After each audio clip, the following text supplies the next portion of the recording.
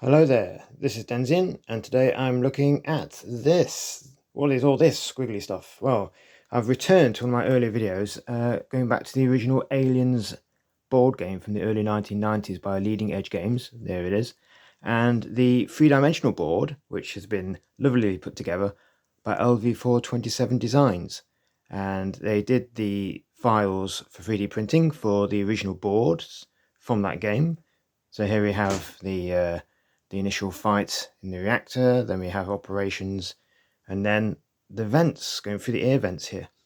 There is an expansion section for the original board game. They've not done the board to that though. I think it might be a bit too complicated. I don't know. There's a challenge for them to put that out there. But what they've done now is the open lock system, which is a very common system. You may have seen it with the little lugs here, which connect the sections together. And that allows you to have a bit more stability with the boards because, let's face it, we've all got friends with sausage fingers who knock pieces all over the place, and one slight nudge of a board will probably send pieces sliding around because it is made up of different sections, of course. But with the locking system, each one of these is now connected together, and so any little shove, it shall stay together. So for operations here, if I just flip this over, we can see, there we are. There's the open lock system glued to the underneath because originally, of course, it didn't come with it. So now they've upgraded it with this system, so you can glue those on and lock them into place. So there that is. Now that's the operations one, which is quite a small one. The larger one, the reactor room, a bit more tricky. What you have to do really is each section, as you can see here with your vent shafts, I haven't put these on yet, I haven't glued these on, just so you can see what it looks like. This is all clicked together, there it is, nicely.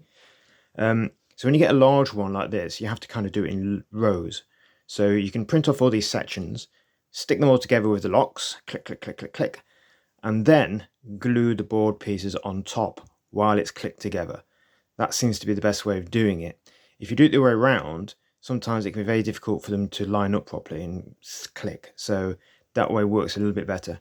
So that's why I thought I'll print this off so you can see it before I glue it on. So it gives you an idea with this one. Because this one is far more complicated, isn't it? Because you'd think it'd be very simple with the squarer sections that you get for operations there and the reactor. But with the vent shafts, these pieces are all lots of funny shapes. And as you can see, you need to line up. So I need to glue these all on top. And so you do get some weird little pieces like this one here, because obviously we have a little weird piece here. So odd shapes all need to find their own way to click together. So they have to be very bespoke, not just the usual squares you get with a lot of the LV427 designs sections, which are obviously very modular. So this one is very bespoke, so it has to be very, very different. And that's true with the bigger pieces as well, because operations is kind of very standard LV427 designs squares. You'd think that is the case with the reactor, but no, it's not. When you look at it, some of them are, the corners especially, are a different shape. So you have to be very careful lining up the locking mechanisms on the original, on the bottoms here, so they actually connect to the one next to it. Because if you glue it on the wrong way around, they won't connect together, they won't click together, they need to line up. So it's an easy mistake to make. So that's why it's good to click them all together first, then glue them on, and then you know where you are.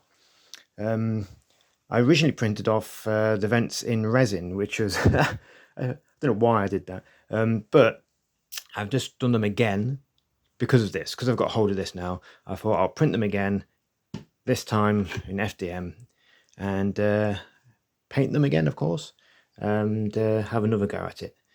But I think it's a good step up because when you've got a board game, you want it to act like a board. You want it to stick together and not move around, and that's what you want. So hats off to them for doing this. It's a nice step up.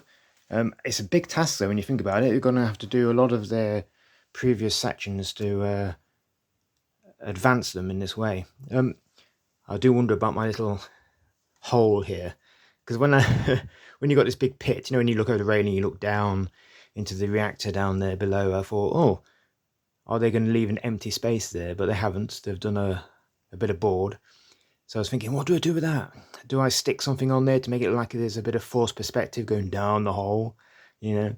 So I don't know. What do you think about that? So that's left me with a bit of a quandary. What to do with the hole? How can we see it's a hole? A bit of down into the hive below, maybe.